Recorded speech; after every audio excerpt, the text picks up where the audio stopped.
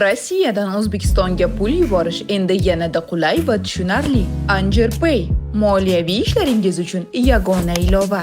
Rossiyadagi bank kartalaridan Uzcard, Humo va Visa kartalariga o'tkazmalar, shuningdek, naqd pul yuborish xizmatlari ham mavjud. Kommunal xizmatlar, internet, TV, jarimalar, soliq va kredit to'lovlari barchasi bir joyda. Anjir Pay Rossiyadan O'zbekistonga qulay pul o'tkazmalari. Assalomu alaykum aziz do'stlar, kanalimizga xush kelibsiz. Kanalimizda mehmon bo'lsangiz, kanalimizga obuna bo'lishni unutmang. O'zbekiston Markaziy banki tomonidan belgilangan xorijiy valyutalarni O'zbek so'miga nisbatan 18-yanvar kuni uchun amal qiladigan qiymatini e'lon qildi. Unga ko'ra dollarning rasmiy kursi 6 so'mga pastlab, 1 AQSh dollari 11962 so'm tashkil etdi. Bundan ko'rinadiki, 100 AQSh dollari 1,196,278 so'mga teng bo'ldi.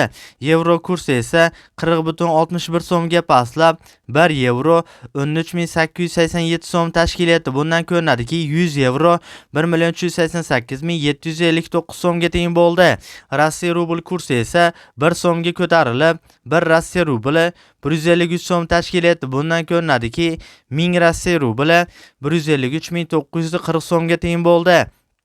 Qozoq tangasi esa 0,11 so'mga pastlab, 1 qozoq tangasi 23 so'm tashkil etdi. Bundan ko'rinadiki, 1000 qozoq tangasi 23310 so'mga teng bo'ldi. Eslatib o'tamiz, har kunlik dollar, yevro, rubl hamda qozoq tanga kurslarini kuzatib borishni istasangiz, kanalimizga obuna bo'lib, qo'ng'iroqcha tugmachasini bosib qo'yishni unutmang.